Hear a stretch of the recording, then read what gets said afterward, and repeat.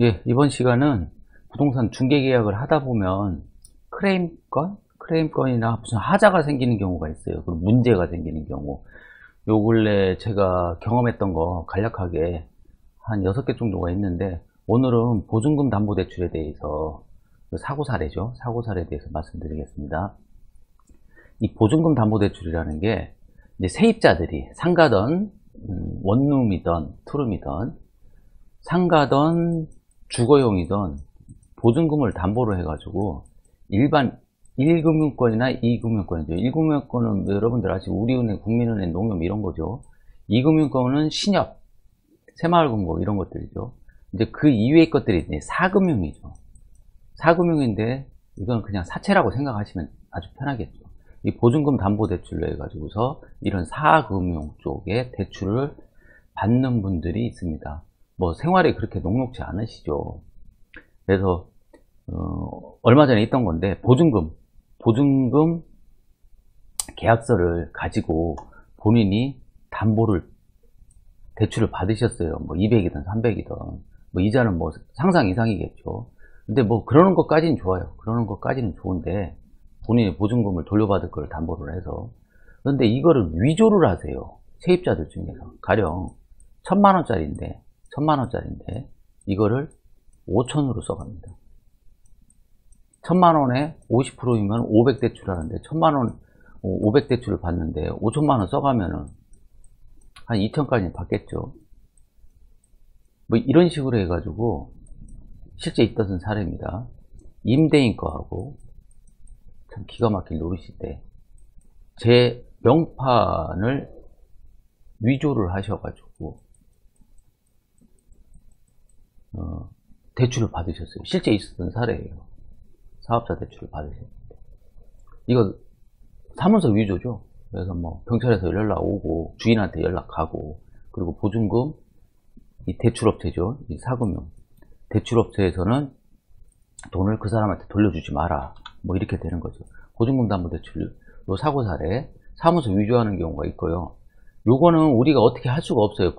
범죄니까 그 사람이 뭐 하겠다고 하는 사람은 어떻게 막을 수가 없죠. 근데 사전에 조금 예방할 수 있는 게 있어요. 우리가 가령 하다 보면 계약서를 처음에 가계약서 썼때 세입자들이 그냥 가려고 안 해요. 사실은 뭐 우리가 써드리기 싫어서 그런 게 아니라, 계약서가 여러 장 발생이 되다 보면 문제가 생겨요. 회수를 하려고 해도 회수를 못 하는 경우가 있어요. 뭐 우리가 가계약서 쓰러 오죠. 이제 계약금 걸고서 세입자들은 저 등기하고 계약서하고 이게 뭔가 그럴싸한 걸 갖고 싶어 하세요. 그 아무짝에 쓸 수도 없는데, 내가 솔직히 말씀드리면 뭔가 좀 그럴싸한 걸 가져가세요. 그래서 그때 계약서를 하나 써드려요.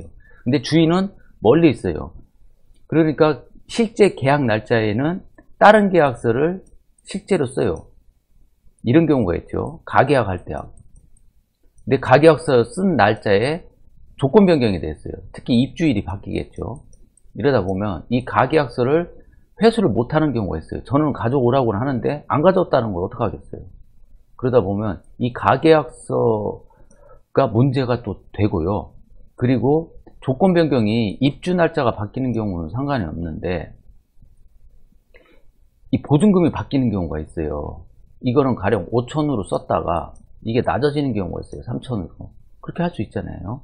보증금 증액이나 다운됨에 대해서 월세 조정이 되니까 요걸 갖고 받으시는 분들도 있어요. 그래서 제가 드리는 말씀은 뭐냐면, 계약서는 중개인이시던 그리고 임대인이시던 임차인이시던 이거를 반드시 회수해야 됩니다. 지금은 제가 올바르지 못한 임차인들 예를 들었지만 반대인 경우도 있습니다. 반대인 경우도 주인들 분이 보증금을 실제로 다운해서 쓰시는 경우도 봤어요. 대출 받으려고 건물 담보 대출을 해서. 이런 경우가 있으니까 반드시 계약서는 한 장 이상 회수하셔가지고서 다 보는 앞에서 이렇게 찢어버리세요. 근데 이게 잘 안 되는 경우가 있어요. 저는 알고도 안 되는 경우가 있어요. 참 이게 사람 참 힘든 부분이죠.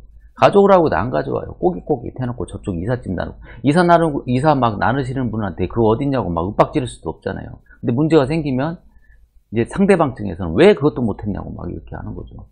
좀 억울할 수는 있는데 그때는 뭐 어쩔 수 없죠. 요거도 먹고 해결을 해야죠. 그래서 우리 이런 경우가 있으니까 보증금 담보대출이나 보증금을 왔다 갔다 장난치시는 분들이 있어요.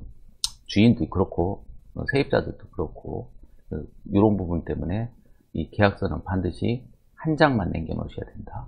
요건에 대해서 오늘 말씀드렸습니다. 오늘은 여기까지입니다. 다음부터는 이렇게 짧게 사례로 말씀을 드리겠습니다. 감사합니다.